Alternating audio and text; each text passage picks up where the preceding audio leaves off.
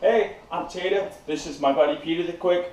We're going to talk to you guys today about why we Pell, just some Pelling basics. And we're also going to talk about basic shot mechanics. So I'm going to show you guys all of the specific shots that I tend to use. But first, I'm going to give you a general introduction to things like components of motion, the set position, just setting yourself up to use Pelling successfully as a tool. So first, we're going to talk about what is Pelling. Pelling is the activity of striking an inanimate object in order to practice your four.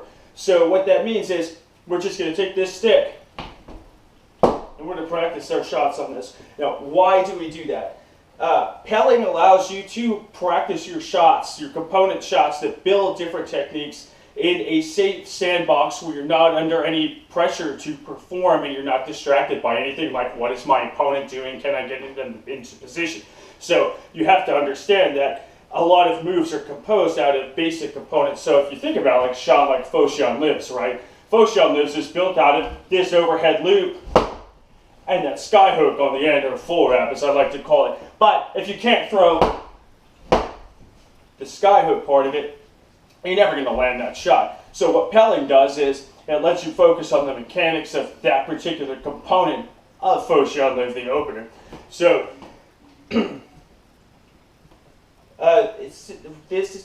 the reason that this works so much faster is because if you think about it, when you're trying to practice your shots, right? Like how many of you guys have lined up to fight someone and you're thinking, okay, I'm going to work on flat wrapping to the outside, and you're trying to build a specific motor pathway. Well, when you're fighting and you're trying to do that, you have to tap in, you have to settle into the fight, you have to set up the shot, and then you try to throw a flat wrap and it works or it doesn't, but you've just spent 20 or 30 seconds trying to throw this flat wrap, and you might get one in or two in per minute if you're working really hard. But if I just sit down and I work on my flat wraps when I'm Pelling, I can throw one out every second and get 60 in a minute. So you can see how this is a faster way to build just that component of fighting, the basic form, the ability to express all of those shots perfectly every time. Then you also have to think about it like, well, if I have a failure rate on my on a flat wrap to the sword side, like if I can only throw this shot right 60% of the time, and I'm trying to build in other components that also have a failure rate, the way the math works out is like the way that the chances for the shot to land is much, much lower. So this lets you get that portion of your technique to 100% success ratio, which in terms of being able to correctly throw the shot, and it lets you use these moves much more reliably, and you don't have to worry about the other parts of the technique failing. So essentially you're trying to control all of the things that you can control when you're trying to throw an opener. So the next part I want to talk about is the set position, right? So when you Pell, I like to take a kind of a, I don't want to say rigid, but an organizationally strict position.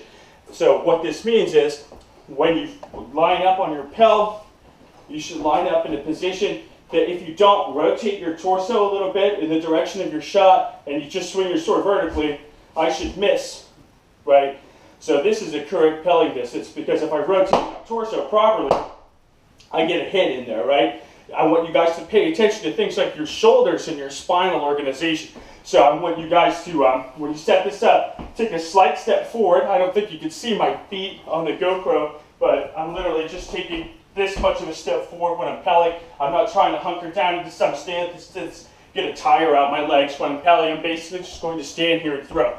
I'm working on my upper part of my body right now. And in addition, I want you to kind of set your shoulders back just a little bit when you do this, so that when you throw, you're not throwing your humerus, the head of your humerus, out of your shoulder capsule, right? I want you to sit back and organized, not uncomfortably back, but just a nice straight torso.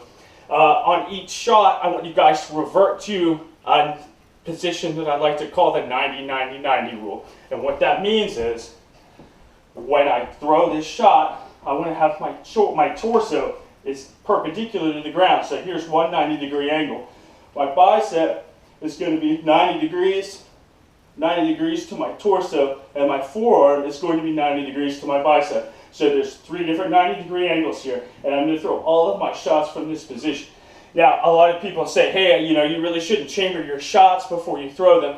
However, I have a couple of reasons for doing this that I'm going to gloss over. So the human body essentially has these positions called archetypal positions of stability. They look like the start and ends of Olympic lifts, right? So you have a bench press position, you have front rack 1, and you have front rack 2. So if you've ever seen an Olympic athlete kind of take a clean weight for the bottom, your body has lots of stability in this particular position. So when you do athletics, essentially you are changing from one archetypal position of stability to another, from here to here. So I want you guys in this position of stability when you're throwing. Now you probably won't do that when you actually fight, because when we fight we often take shortcuts in form, but I want you guys to make sure that when you're pelling you are able to express the functionally perfect option, the maximum stability, because if you don't have that option available to you when you need it, a shortcut's not going to help.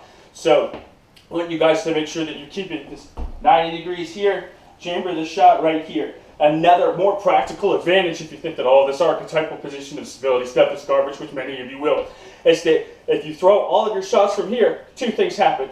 Firstly, if I reset to this position in between my shots, it resets my hand to a high position that helps me guard, right? So if you're taking advantage of range control, you typically know that you have to interface with an opponent's high quadrants first. So if I revert to this position, every time I throw, my hand's already going to have completed half the battle in terms of blocking those top quadrants. Secondly, if you return to this position before you throw all of your shots and you're capable of throwing shots to every single quadrant from this position, it throws a little bit of smoke and becomes less predictable, because this no longer indicates a specific shot is coming. It indicates that a shot is coming, but because you can express all of those shots from this position, it gets a little bit more difficult to predict. So a shot is always composed of two different components of motion with an optional third component. So we're going to go over those components one at a time. The first component is torso rotation. So torso rotation is what powers the shot. The basic anatomy of the deal is your torso is very strong and very powerful. It's responsible for generating power, taking power up from your legs and your hips and forcing it through your upper body. So if you have a slack torso, you don't really have the same kind of power if you have something that's tight, braced, and properly organized, right? So when you throw a shot, I want you to rotate slightly with the torso, right? So that's where the power comes from. So if you're set up for this Pell, you should be just a little bit away from it so that you are forced to rotate slightly when you throw. You don't worry about getting the exact degrees of torso rotation correctly to power your shots. That's the whole point of Pelling, is to find that out. If you're a bigger guy, you might find that rotating about this much is all you need. If you're a smaller person with a weak upper body, you may need to power your position from a little bit further rotated back. So the whole purpose of Pelling is for you to find that sweet spot of that torso rotation to give your shots adequate power. The second component of motion is obviously arm extension, right? Because if I come up to Peter the Quick over here, I'm not going to beat him up like this. That's not really going to accomplish anything. So arm extension is pretty simple. It's just extension of the elbow when you throw. So typically, when you throw a shot, it's the way that these components of motion change together, it's almost like row your boat, right? So the torso rotation begins, and as it's about halfway completed, that's when the arm extension begins. And I say about halfway because you need to, I'm saying about halfway because you need to find the sweet spot of when moving that arm and extending that elbow is going to carry the force properly through from your torso into your hands. A lot of people talk about body mechanics like this highly specific, totally refined, like, yes, you need to rotate 37 degrees this way, and when you hit this terminal point, then you begin extension. It's a little bit more holistic than that. So again, you will have to find the appropriate time to extend your hand to throw that shot and extend your arm to get it straight. The third component of motion, and the part that people miss the most, is you have optional internal and external shoulder rotation. So just to show you what that looks like, we're looking at this arm right here. This is internal shoulder rotation, right? This is me flipping my hand over this way. Certain shots like a flat wrap requires internal shoulder rotation.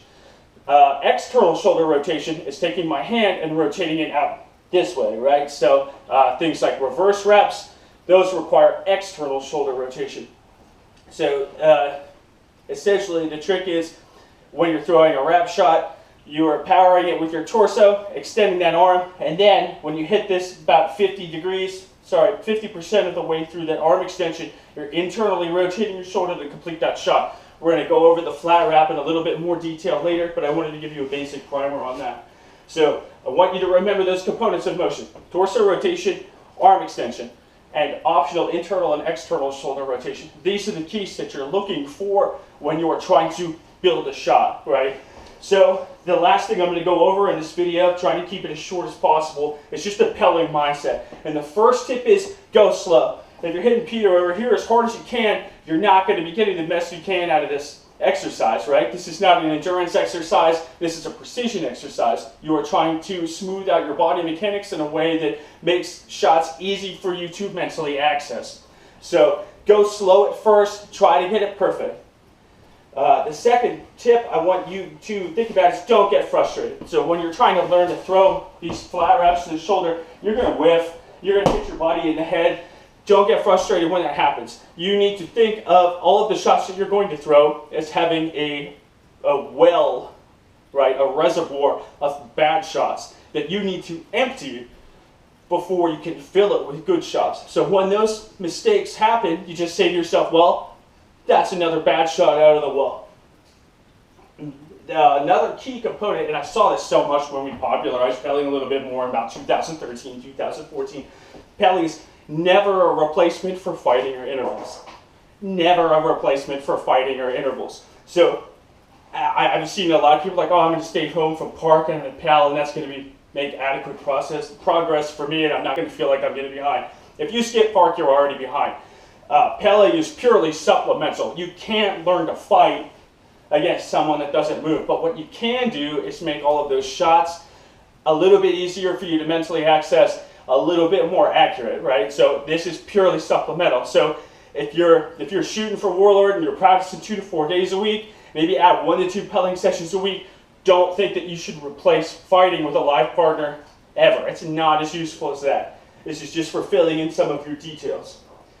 The last tip I have for you guys is make sure you keep it fun. Don't do it too much. Don't burn yourself out sitting here alone at home. Put on some Super Nintendo metal covers or something like that while you do this. Mix in some footwork exercises. So attached to each of these videos, there's going to be a PDF from Bain about how to build a cheap Pell. Don't think you need to go out and spend $300 on a bob like this to get the best experience out of it. You could build one that using Bain schematics will cost you $50 or $60. In addition, we will also have a shot sheet that will be tied to each of these videos. It's also a PDF and it's a block chart, right? So there's 100 blocks, and every time you throw 50 shots with each hand, so 100 total shots per block, you fill in a block. And the challenge is you get 10,000 of each shot, and then you consider that shot more refined. So it just gives you a nice visual representation of progress towards your goal. It is a little bit motivating, in my opinion, to see the black or blue ink, filling up across this progress bar. So that pretty much wraps up preparing to Pell.